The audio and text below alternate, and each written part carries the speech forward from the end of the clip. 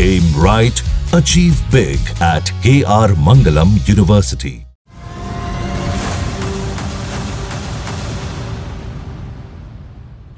आज दिल्ली में एक महिला सांसद के साथ चेन स्नैचिंग हुई। बात सीधे संसद भवन तक पहुंची। लोकसभा स्पीकर और गृह मंत्री से मामले की शिकायत की गई।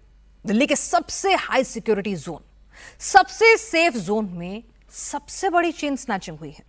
12 घंटे से ज्यादा का वक्त बीत चुका है, लेकिन दिल्ली पुलिस अभी भी खाली हाथ है। लेकिन दिल्ली पुलिस के पास ज्यादा वक्त नहीं है, क्योंकि गृह मंत्री अमित शाह ने खुद एक्शन का भरोसा दिलाया है।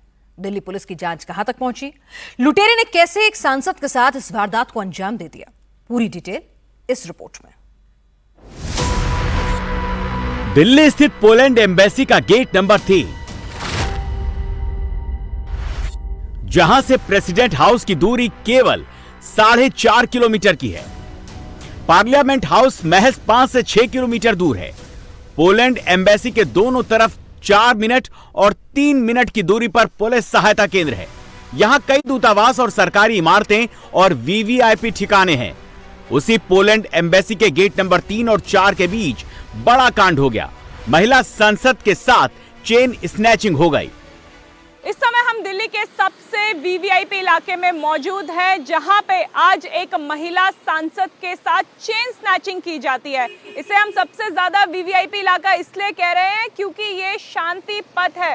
शांति पथ भारत की संसद से केवल 10 मिनट की दूरी पे है।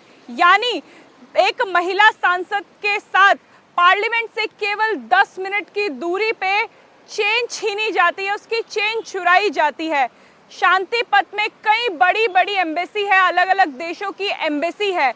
जहां पे महिला सांसद के साथ चेन स्नैचिंग की घटना हुई, वहां से चाणक्यपुरी थाने की दूरी महज 7 मिनट पे है।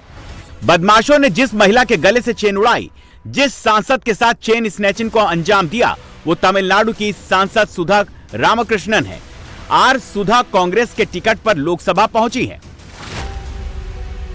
आर सुधा तमिलनाडु के मयिलाडुथुराई सीट से सांसद हैं। पिछले 1 साल से सुधा तमिलनाडु हाउस में ठहरी हुई हैं, क्योंकि सांसदों के लिए अभी सरकारी आवास का आवंटन नहीं हुआ है। और जब वो डिप्लोमेटिक इनक्लेव में मॉर्निंग वॉक के लिए निकली, तो बदमाशों का शिकार हो गई।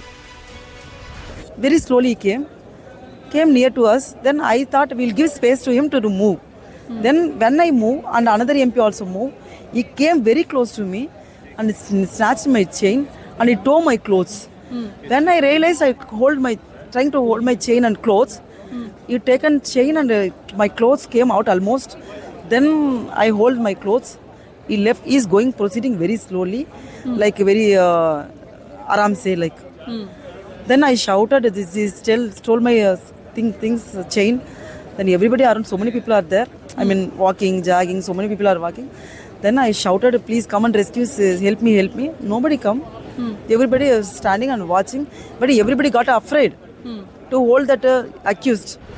सांसद आर सुधा ने इसे एक महिला और सांसद पर आपराधिक हमला बताया और इस चेन स्नैचिंग की वारदात को लेकर गृह मंत्री अमित शाह को चिट्ठी लिखी। ये वही चिट्ठी है जो सांसद आर सुधा की तरफ से गृह मंत्री अमित शाह को भेजी गई। इस चिट्ठी में आर सुधा ने पूरी घटना की डिटेल दी है। सुधा ने पॉइंट टू पॉइंट लूट की इस वारदात के बारे में बताया।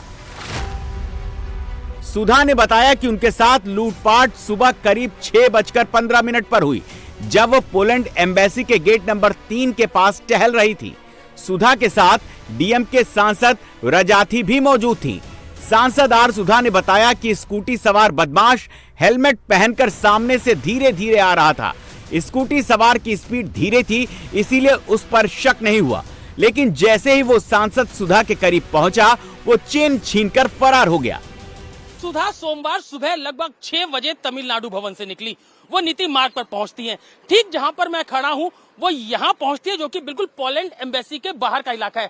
ये आप देख सकते हैं, मेरे सीधे हाथ में जो है वो पोलैंड एम्बेसी का गेट नंबर 3 और 4 है, और इसी के बीच में उनसे चेन स्नैचिंग की वारदात जो है वो उनसे की जाती है। जो चेन स्नैचर था वो स्कूटी पर ठीक उस दिशा से आता है।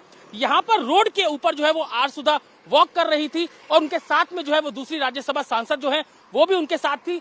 और स्कूटी सवार यहाँ पहुंचता है, चैन स्नैचिंग करता है, गले से उनकी चैन झपटता है और उसके बाद स्कूटी से ही मौके से फरार हो जाता है। और यहाँ पर आप देखेंगे ठीक मेरे सामने जो है वो आगे शांति पथ है और वहीं पर ही वो स्कूटी जो है वो निकल जाती है।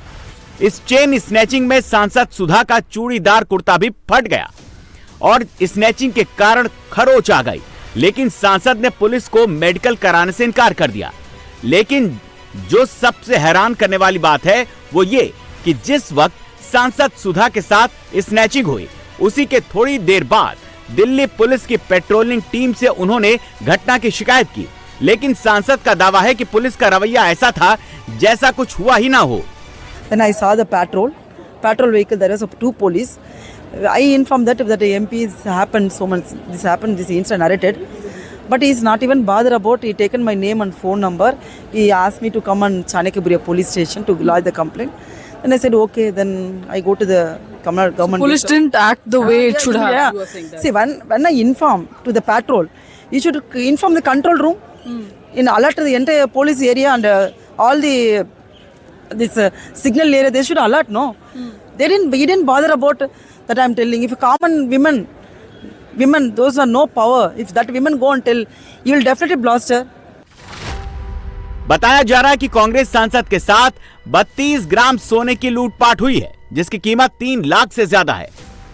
आर सुधा से जहां पर चैन स्नैचिंग की वारदात हुई वहां से चाणक्यपुरी थाना महज 5 मिनट की दूरी पर है। इसके अलावा जितनी भी एम्बेसीज चाणक्यपुरी इलाके में हैं, उसके बाहर पैरामिलिट्री फोर्स काफी संख्या में तैनात रहती है। लेकिन सोमवार की सुबह 6 बजे यहाँ पर ना तो कोई पुलिसकर्मी मौजूद था और ना ही कोई पैरामिलिट्री फोर्स का जवान। यही कारण है कि स्कूटी सवार आर सुधा की चैन स्नैचिंग कर आराम से मौके से फरार हो गया।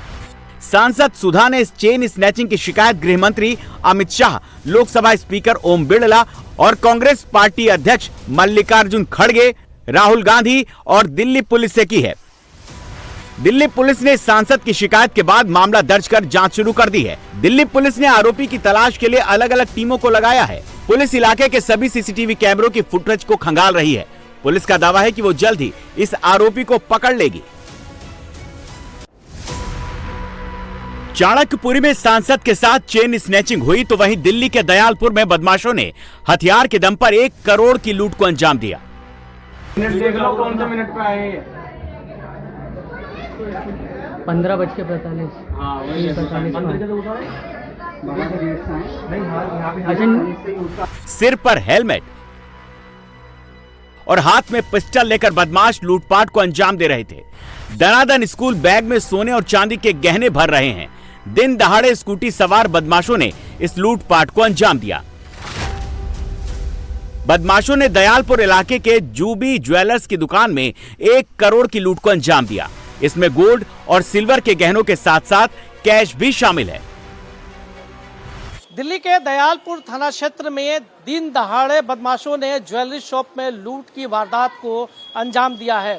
चांदबाग इलाके के गली नंबर 4 में ये ज्वेलरी शॉप में शाम तकरीबन 4 बजे के आसपास बदमाश पहुंचे थे। 2 स्कूटी से 4 बदमाश यहां पर पहुंचे थे और बताया जा रहा है कि 3 बदमाश दुकान के अंदर गए थे और 1 बदमाश बाहर था, जो कि 3 बदमाशों के अंदर जाने के बाद बाहर से शटर गिरा दिया था। और उसके बाद जो 3 हथियारबंद बदमाश थे उन लोगों ने दुकान के मालिक को हथियारों का बैल कैप्चर किया, उसके हाथ बांध दिए और उस वारदात के दौरान जो 2 कस्टमर अंदर थे दुकान में उनकी भी हाथ बांध दिए और फिर तसल्लीपूर्वक बदमाशों ने घटना को अंजाम दिया। बदमाशों ने इस लूटपाट को बेखौफ और बहुत ही शातिर तरीके से अंजाम दिया। बदमाश दोपहर 3:45 पर दुकान में घुसे थे और 15 मिनट में इस लूटपाट को अंजाम देकर फरार हो गए। ब्लू शर्ट में जो दुकानदार नजर आ रहा है उसका नाम सादिक है। जो सामने 2 लोग बैठे हुए हैं वो कस्टमर हैं। तभी 3 बदमाश सिर पर काला हेलमेट पहनकर दुकान में घुसते हैं। फिर एक बदमाश बैग से पिस्टल निकाल लेता है। इसके बाद दुकान के मालिक सादिक और दुकान में मौजूद 2 ग्राहकों को गन पॉइंट पर लेकर उनके हाथ बांध देते हैं।